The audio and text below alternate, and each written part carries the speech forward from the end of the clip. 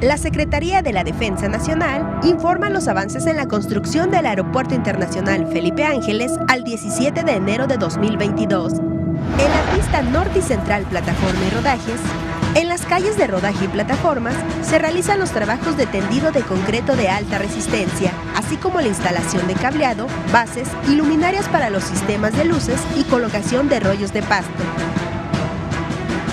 En la terminal de pasajeros, se continúa con la instalación y ajuste de aceras móviles de pasillos del área internacional, colocación de escaleras eléctricas, pantallas de gran formato y mobiliario en salas de espera y locales comerciales. En la interconexión vial tramo Caseta Tultepec-Santa Lucía, en el paso inferior vehicular se realiza el último tramo de concreto de vialidad de acceso al AIFA y el montaje de columnas prefabricadas para el encajonamiento de túnel del tren suburbano. En el eje troncal de circulación y obras complementarias, en la glorieta de acceso se llevan a cabo trabajos de jardinería y paisajismo. En el parque anexo se finaliza con la colocación de luminarias y en locales comerciales se realizan terminados de herrería. En la vialidad y barda perimetral, en la barda perimetral se instalan registros y cableado eléctrico en camellón central y laterales para el sistema de luces de la vialidad. A la fecha, se han generado 142.921 empleos civiles. Bajo el control, dirección y supervisión de 195 militares. Faltan 63 días de construcción, con un avance general del 87.34%.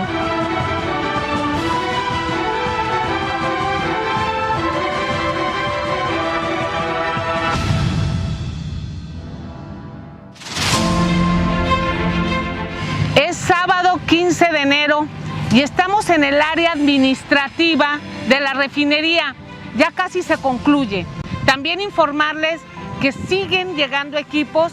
Hoy salió de Asia el reactor regenerador de la planta catalítica. Va el reporte de esta semana. En la etapa de construcción de la refinería se trabajan varios frentes en forma simultánea. Seguimos recibiendo equipos del exterior vía marítima, terrestre y aérea. Esta semana desde Corea salió por barco hacia México el reactor regenerador de la planta catalítica de más de 3.000 toneladas, siendo el equipo de mayor peso en una sola pieza de las plantas de proceso. También, desde la India se embarcaron los 6 tambores pertenecientes a la planta coquizadora a cargo de la empresa ICA y tienen una fecha de llegada de 25 días. Y desde Turquía ya están en tránsito las columnas fraccionadoras, atmosféricas y agotadoras, para un total de 8 equipos enviados.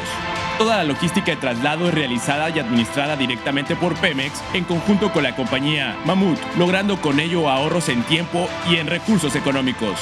En los paquetes pertenecientes a la empresa Samsung se llevó a cabo el traslado de calentadores y absorbedores desde el área de recepción de equipos vía Heavy Route hacia las plantas hidrotratadora de diésel e hidrotratadora de gasóleos. De igual forma se trasladó e instaló la sección de convección del calentador BA61100 de la planta hidrotratadora de naftas. Mientras que los 6 módulos del paquete 3 que arribaron desde Corea se encuentran en etapa de preparación para ser colocados en las cimentaciones de la planta reformadora y la planta catalítica. En cogeneración, efluentes y gases se avanza en la etapa de trabajo civil y montaje de estructura.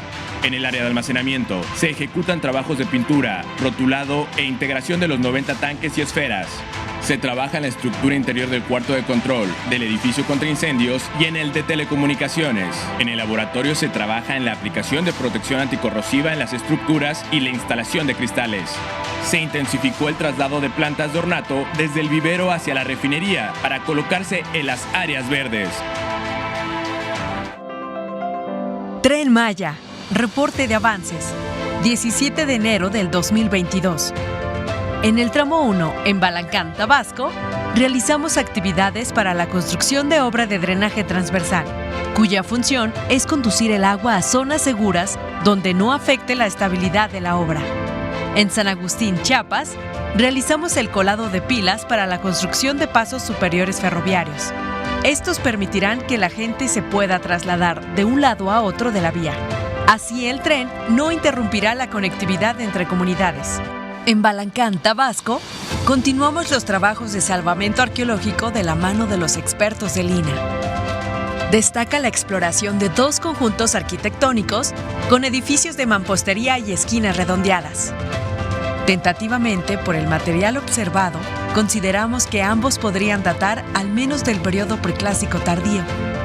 En el tramo 2, en Cibalché y Pomush, Campeche, avanzamos con los trabajos de terracerías, como la conformación de terraplén, actividad que consiste en levantar un terreno y formar un espacio adecuado para construir sobre él. En Santa Cruz, es el Chacán, progresamos con la conformación de subrasante. Esta capa va antes de iniciar con el subbalasto y balasto, etapa previa a la colocación de durmientes y el riel. En Chochó y Joctún, Yucatán, en el tramo 3, avanzamos con la construcción de pasos ferroviarios superiores. En el tramo 4, avanzamos con trabajos de preparación del terreno para la plataforma de la vía. En la carretera Cantunil-Cancún, realizamos la apertura de nuevos frentes de trabajo con el levantamiento de la carretera antigua. Hemos progresado con 80 kilómetros de desmontaje.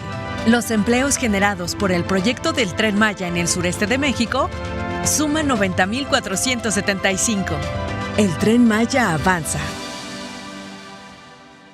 Construcción del tren interurbano México-Toluca. Reporte semanal. Tramo 3, 17 kilómetros. Avance de obra 54.1%. Frente 1, Portal Oriente.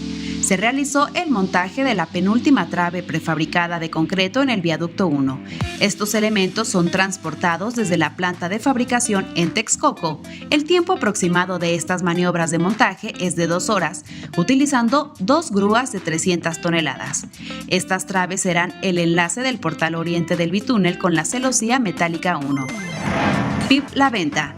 Se cortaron las secciones del extremo norte del antiguo paso vehicular y se retiraron 2 de las 3 traves que conformaban la estructura. Por seguridad y para reducir afectaciones a los usuarios de la autopista México-Toluca, los trabajos de montaje y desmontaje se realizaron en horario nocturno. Hondonada Zagarpa. Finalizaron los colados en los cuerpos de las columnas para el viaducto en doble voladizo. Esta semana iniciará la construcción de los cabezales correspondientes. Casa del Agrónomo. Concluyeron los diafragmas de unión entre las traves e inició la colocación del acero de refuerzo para la losa de compresión en 3 claros de este frente. Las obras del tren interurbano han generado 1.500 empleos y sus estaciones operarán como centros de transferencia modal, lo que permitirá una conexión cómoda y segura a otros medios de transporte. Secretaría de Infraestructura, Comunicaciones y Transportes.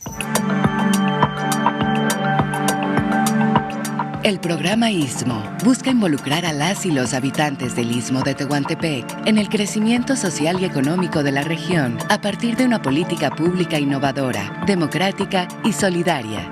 A continuación, se informa el avance de obras a 17 de enero de 2022. En el puerto de Salina Cruz continuamos la construcción de 1.6 kilómetros de rompeolas oeste para crear una barrera que brinde calma al interior del puerto. Al día de hoy, hemos vertido más de 360,000 toneladas de piedra al mar, que se traduce en 512 empleos directos y 2.560 empleos indirectos. La rehabilitación de las vías en el ferrocarril del Istmo de Tehuantepec continúa. En el tramo 1, con apoyo de una multicalzadora, nivelamos y ajustamos la vía nueva. Restan 11 kilómetros por rehabilitar, los cuales se espera concluir a finales de marzo. En el tramo 3 iniciamos la rehabilitación de la vía en zona de curvas mayores a 6 grados. En el tramo 4 continuamos la remodelación de la estación y patio de Ixtepec, el cual concluirá a finales de abril. En el tramo 5 continuamos el acondicionamiento de 15 kilómetros de libramiento de Tehuantepec. De manera paralela, fomentamos la participación de la juventud en proyectos productivos, en temas relacionados con el sector agropecuario o el turismo sustentable para el beneficio de las comunidades en el Istmo de Tehuantepec. La Comisión Nacional del Agua informa el avance en la construcción de la presa Santa María, proyecto Baluarte Presidio. La presa tiene un avance físico de 38.2%. En el portal de entrada se han concluido las embocaduras de los 3 túneles y se realiza la colocación de acero de refuerzo, cimbra, concreto hidráulico en la chimenea del túnel 3. Esta permitirá la entrada del agua embalsada hacia las obras de toma de generación de energía eléctrica y para la zona de riego.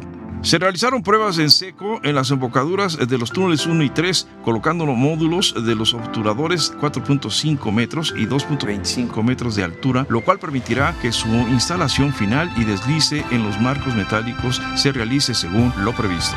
En el portal de salida se concluyó el bordo de protección de los túneles 2 y 3 y continúan los trabajos de excavación en canal de descarga. Se llevó a cabo uno de los hitos más importantes en el proceso constructivo de la presa Santa María, el desvío del cauce del río hacia el túnel 1. El desvío se inició con la ruptura del bordo de protección a la entrada de las embocaduras del túnel 1. Los escurrimientos y el agua embalsada se condujeron por toda la longitud del túnel 1 hasta el portal de salida. Este hito significa la culminación de la primera etapa en la construcción de la obra y permitirá continuar con la construcción de la ataguía aguas arriba como parte importante de las obras de desvío, así como iniciar en su oportunidad la construcción de la cortina. Dicha actividad se planeó para realizarse aprovechando la época de estiaje y hacer más eficiente los procedimientos constructivos de la presa. En la ataguía aguas arriba continúa la colocación y compactación de material de respaldo y la colocación de enrocamiento de protección, así como de acero de refuerzo y concreto en los brocales guía para el material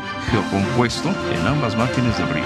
Sobre la margen izquierda de la cortina se realiza la colocación de malla electrosoldada y de concreto lanzado sobre taludes. En la margen derecha se realizan trabajos de excavación, así como la carga en el acarreo del material producto de la excavación. A la fecha, se han generado 3.268 empleos en la construcción de la presa.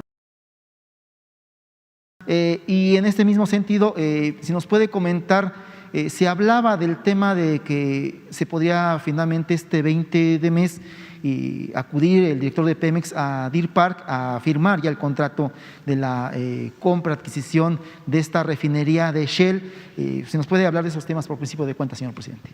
Bueno, es muy probable que este fin de semana se reanuden las giras y tenemos dos opciones: ir a ver los sistemas de riego a Sinaloa, Nayarit, o estar inaugurando ya bancos del bienestar en Hidalgo. Son las dos posibilidades. Creo que mañana o pasado ya se decide a dónde vamos. Sobre la refinería ya se está avanzando en la compra. Yo pienso que en unos días más ya vamos a informarles de cuándo se lleve a cabo el pago. Ya se cuenta con el dinero, 20,000 millones de pesos están disponibles para que Pemex los use.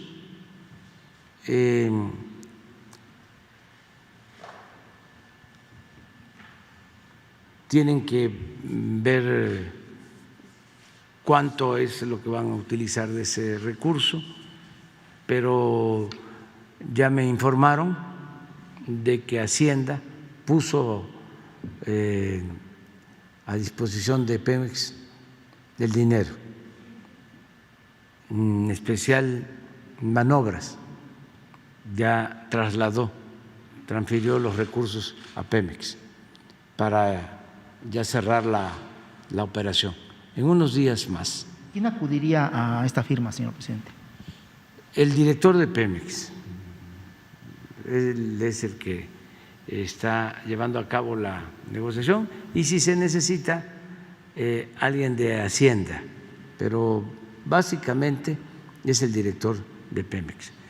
Va a estar la secretaria de Energía del gobierno de Estados Unidos en esta semana en México, y vamos a recibirla y a tratar asuntos de interés. No tengo todavía claro el programa, ya está, lo tiene Relaciones, pero yo no lo conozco. Sé que voy a a recibirla, va a reunirse con la Secretaria de Energía de México, con el Secretario de Relaciones Exteriores y también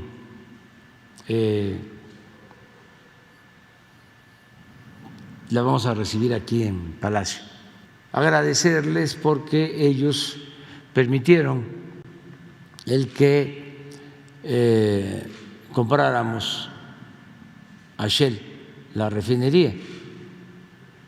Hay un procedimiento, ya lo hemos hablado, cuando un gobierno extranjero, una empresa extranjera quiere comprar un bien en Estados Unidos, hay un comité que es el que autoriza. Es un comité integrado por el Departamento de Estado, por el Departamento del Tesoro y en este caso por la Secretaría de Energía. Y estos tres organismos, estas tres instituciones apoyaron la compra. Había aquí en México, sobre todo nuestros adversarios, ¿no? Pensaban que no se nos iba a autorizar el que compráramos la refinería o que se iba a pedir a cambio, ¿no?, que cambiáramos o modificáramos o que quitáramos la reforma eléctrica, porque no quieren que nos vaya bien. Entonces, siempre acuden a acusarnos, ¿no?, afuera, como si México fuese un protectorado, una colonia,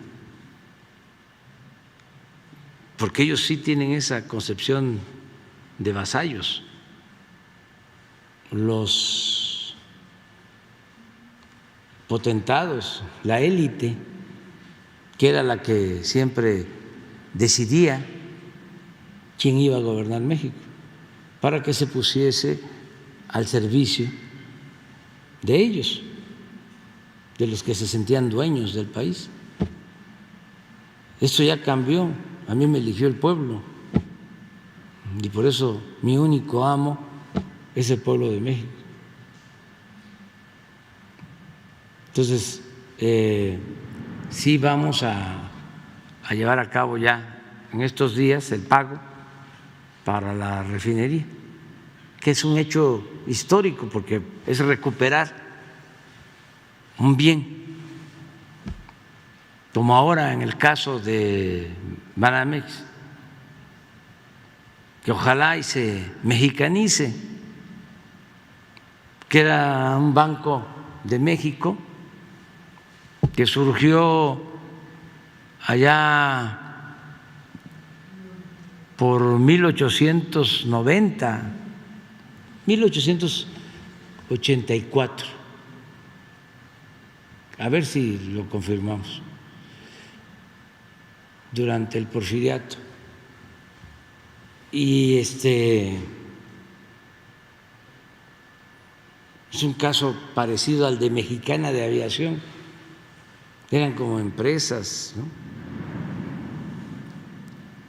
emblemas, ¿no?, sí, de México, ¿sí? Viene la privatización y los entregan y se queda México sin bancos. Uno, el Banorte y otros pequeñitos, pero los bancos grandes todos los privatizaron. Entonces ahora quien compra Banamex, Citigroup, decide cambiar su política y ya no dedicarse a la banca de consumo, sino a la banca, vamos a decir, de mayoreo, de grandes operaciones financieras, y empiezan a vender todo lo que habían comprado en China, en India, 13 países, presidente. sí, en América Latina, y deciden vender aquí en México. Yo me entrevisté con la presidenta de Citi, vino a vernos y supimos también a tiempo, nada más que son cosas que no se pueden decir, pero tuvieron la amabilidad de informarnos. Hablaron con el secretario de Hacienda para notificarle que iban a vender el banco. Ya unos días después se dio a conocer la noticia, ya sabíamos, y nosotros queremos pues que participen banqueros mexicanos, empresarios mexicanos, y que el banco quede en el país.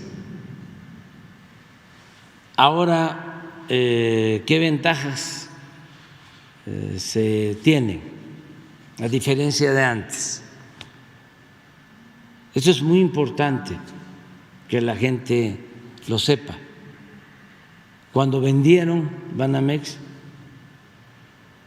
no pagaron impuestos. Esto fue en el 2001. Para los jóvenes, porque el que tiene 20 años todavía no había nacido y ya es ciudadano después de 18 años.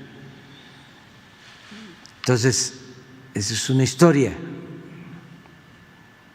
aunque reciente, ya de varios años para los jóvenes. Entró el nuevo gobierno de Fox y quienes tenían Banamex, quienes lo habían recibido en la privatización, cuando Salinas entregó Banamex a Roberto Hernández y a otros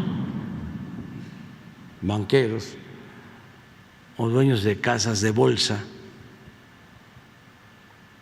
se quedan con el banco. Viene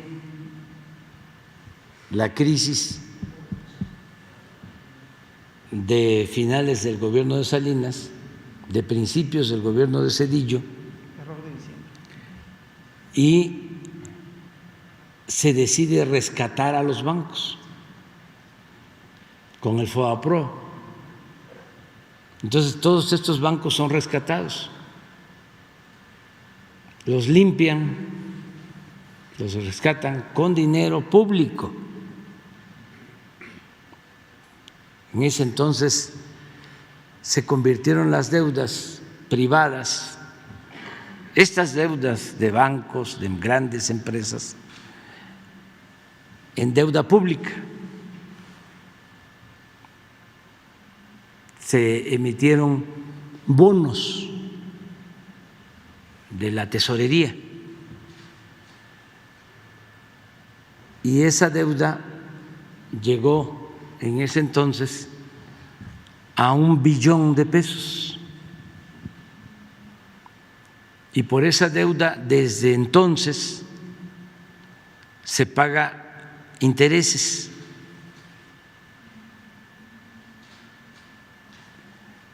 Se ha pagado de intereses desde entonces más de $1 billón y sigue la deuda con más de $1 billón. Entonces, esa operación que hicieron arriba, por eso los potentados a los que les fue bien, pues le hacen homenajes y hablan muy bien del gobierno de Zedillo, de Salinas y de Zedillo.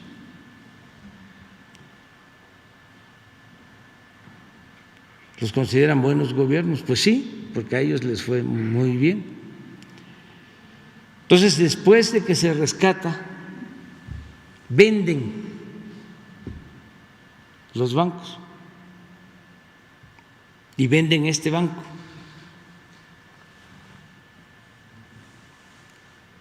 En $12,500 millones y tenían que haber pagado alrededor de $3,000 millones de impuestos. No pagaron, porque entonces había una ley donde si estas operaciones se hacían en bolsa no se pagaban impuestos. De ahí se agarraron para no pagar nada. Si en vez de que Citigroup hubiese comprado Banamex,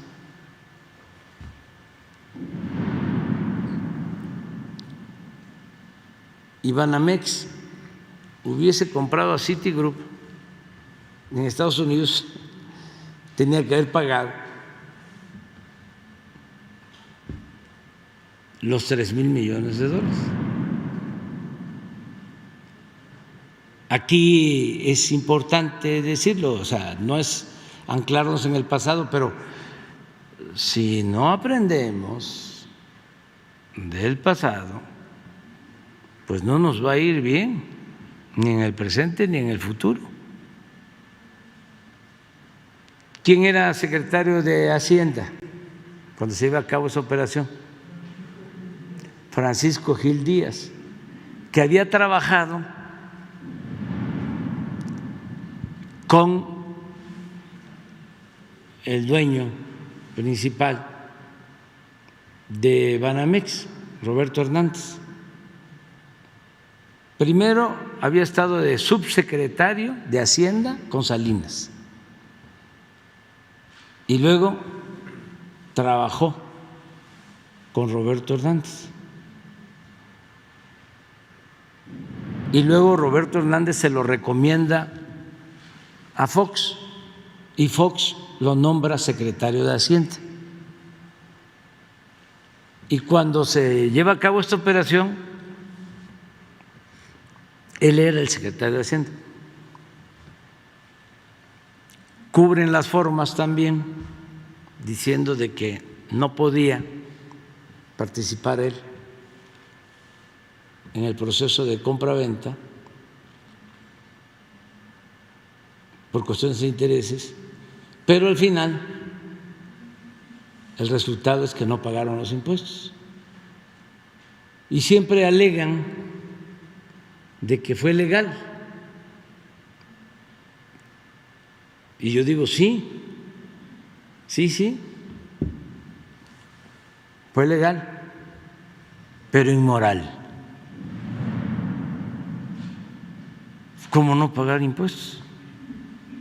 Eso solamente se da en un país como el nuestro, en aquellos tiempos, o se daba, donde todas las leyes estaban hechas para beneficiar a una minoría.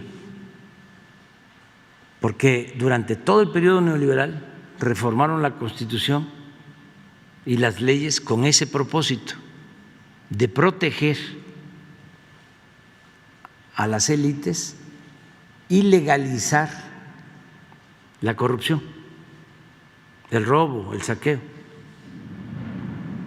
Es una vergüenza que muchísimos legisladores se dedicaron a eso, estaban al servicio de los que mandaban en México y ajustaron todo el marco legal para beneficio de una minoría, sin importarle el pueblo.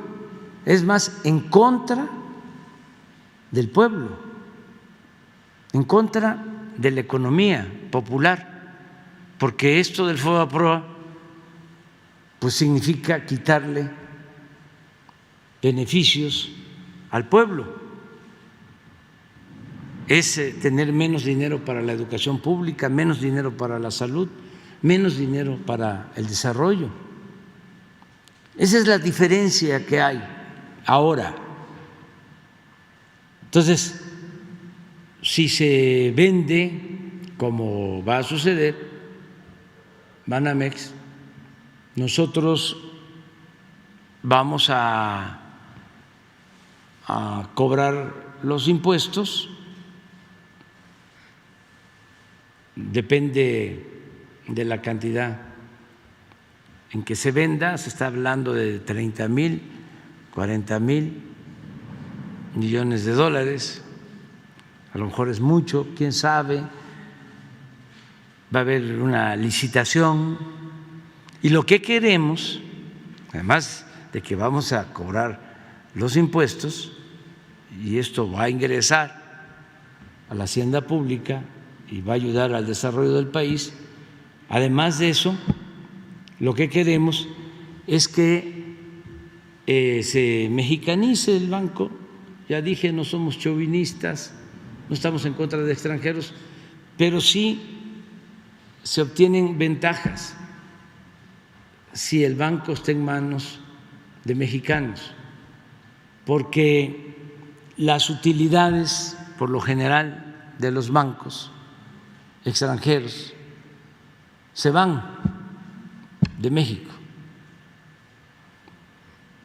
se llevan las utilidades, no reinvierten en México las utilidades.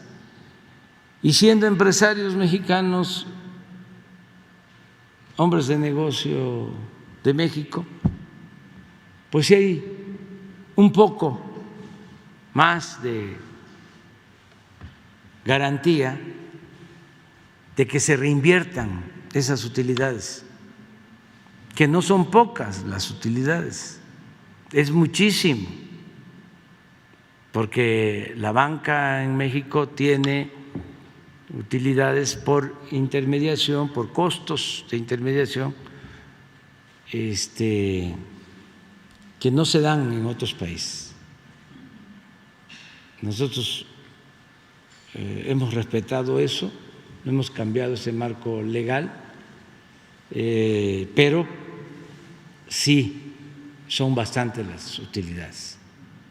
Entonces, si logramos que sean mexicanos, pues sería un avance.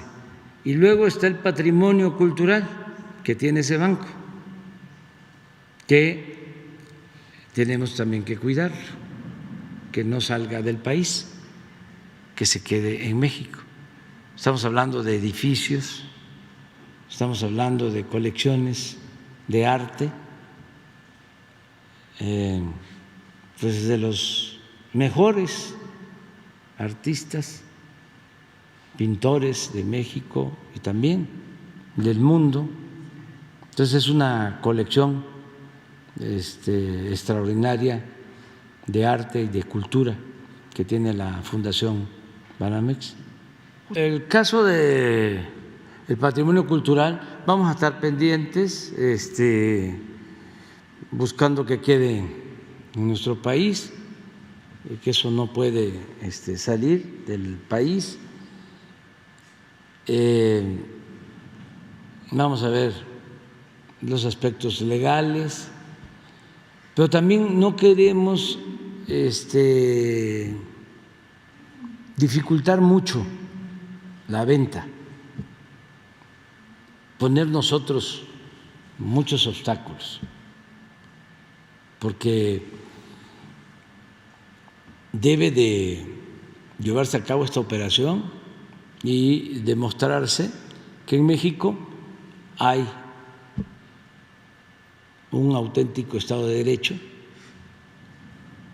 y que hay confianza para inversionistas. También una cosa que debe de tomarse en cuenta es que los que tienen sus depósitos, sus cuentas en este banco deben de recibir la garantía de que quienes se queden con el banco sean gentes con solvencia económica para respaldar a todos los clientes de Banamex. Todo esto se está tomando en cuenta y lo vamos a ver en su momento. Acerca del INE, pues ya es bastante, ¿no?, lo que se ha hablado.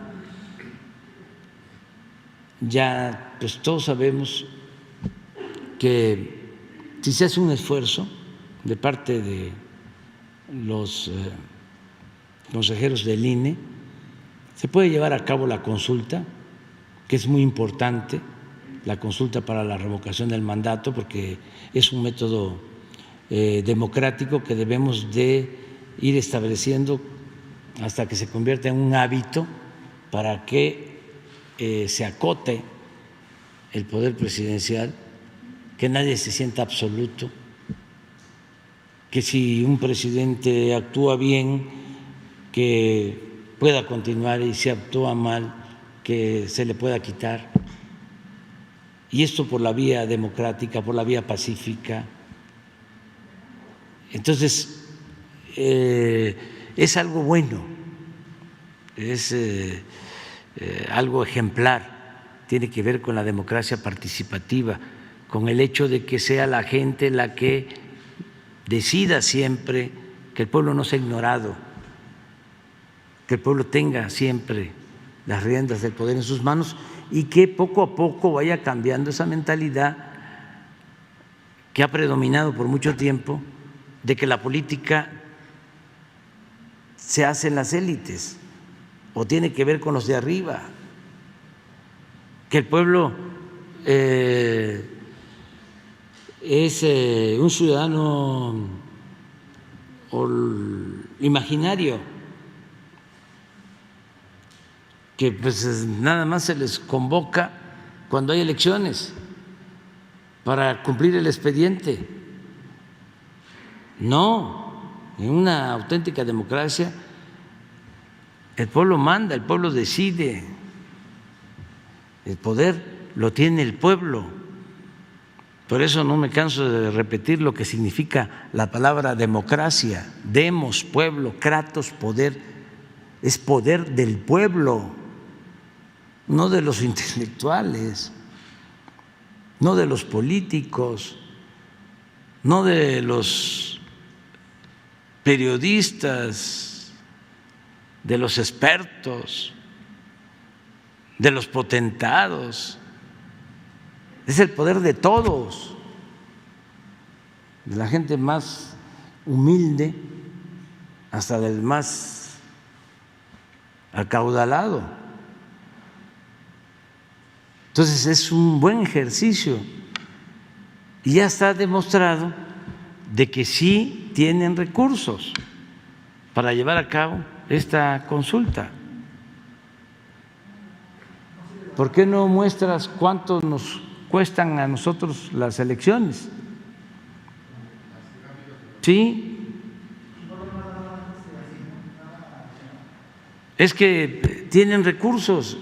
Lo que hicimos fue decirles, háganle así, que no ganen más que yo, que no tengan tantos asesores, ni siquiera se contempla el que despidan trabajadores, no, los mismos, nada más que los de arriba pues no tengan servicio médico privado, porque ya nosotros no tenemos aquí, así era antes, se gastaban 6,000 millones de pesos del presupuesto para pagar servicios médicos privados, no iban al ISSSTE, no van al ISSSTE, no van al seguro, van a las clínicas privadas. Entonces, si quitan eso, como se quitó cuando llegamos nosotros, si ya no ganan los consejeros más que el presidente, que ganen como el presidente, pero no más. Si no tienen bonos especiales, si no tienen una caja de ahorro especial que les dan, que ya se eliminó aquí. Les hablaba yo de que si alguien gana 200,000 pesos, deja 20,000 en la caja y el gobierno, que es dinero del pueblo, le pone otros 20,000, ya son 40,000 al año, pues son 480,000. Tardan 3 años, son como 1,5 millones. Resulta que si cambian de trabajo en esos 3 años, se llevan 1,5 millones. Aparte de los sueldos. Eso es totalmente injusto. Entonces, eso fue lo que se les dijo. Háganle como les estamos haciendo nosotros, porque no les estamos planteando nada que no estemos haciendo. Mal sería que les estemos recomendando que se reduzcan el sueldo y que nosotros estemos ganando más que ellos. Pero no es así. Entonces, argumentos leguleyos de que no se puede, no es un asunto solo legal, es un asunto moral. Antes que llegaban a cobrar sueldos servidores públicos hasta de 600, 800,000 pesos mensuales, imagínense. No, decían, es para que no se corrompan. No, el que se atreve a cobrar 600,000 pesos mensuales de sueldo en el servicio público es un corrupto.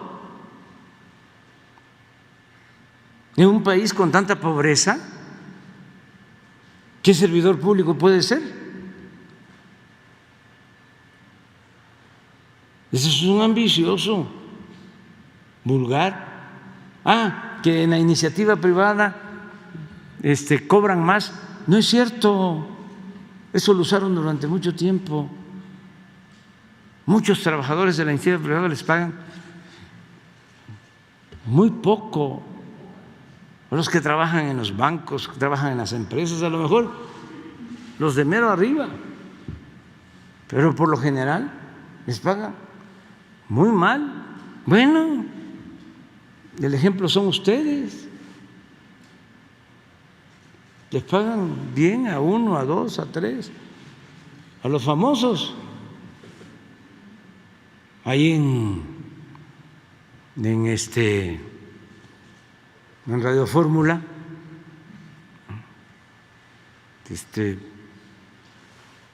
uno de los famosos debe ganar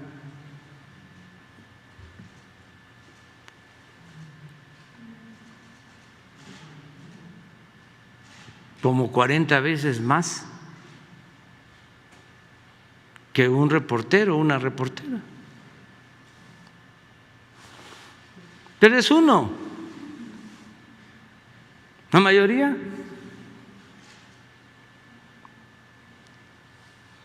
$40,000, $50,000 pesos, por ahí, 60. En cambio, uno de esos famosos, hasta 1 millón al mes. Pero eso es iniciativa privada. Eso no es gobierno, no es servicio público. Ese es otro asunto, completamente distinto. Entonces, miren los costos en dólares, ¿no? El presupuesto del 21 en México, 1.318 millones de dólares. En Colombia, 247 millones de dólares. En Perú, 174 millones de dólares. En Argentina, 165 millones de dólares. En Ecuador, 116 millones de dólares. En Chile, 115 millones de dólares. Panamá, 89 millones de dólares. Costa Rica, 72 millones de dólares. Honduras, 61 millones de dólares. Bolivia, 44 millones de dólares. Guatemala, 43 millones de dólares. Uruguay, 33 millones de dólares. Nicaragua, 22 millones de dólares. Y Paraguay, 9 millones de dólares. Para 1.318. Claro, aquí hay que verlo de acuerdo a la población. México tiene más población. De todas maneras, es mucho. Entonces sí aplica, urge un plan de austeridad. En el caso del INE. Y ya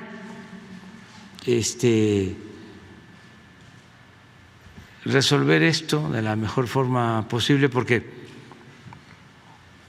se va degradando la institución.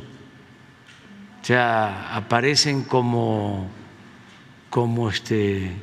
ambiciosos, como lo que les importa es el dinero, aunque tengan una justificación de tipo político, aunque en el fondo lo que sucede es que no están de acuerdo con nosotros,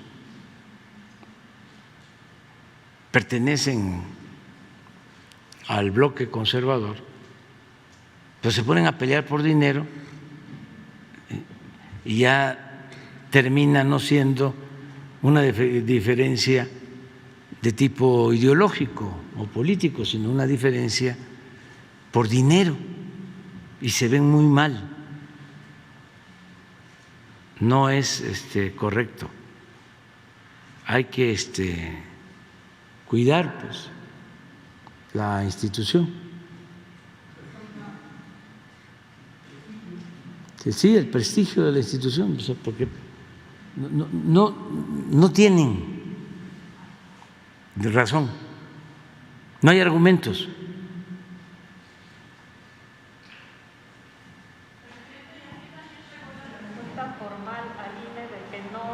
Pues les va a contestar eso, porque ya se les hizo una propuesta.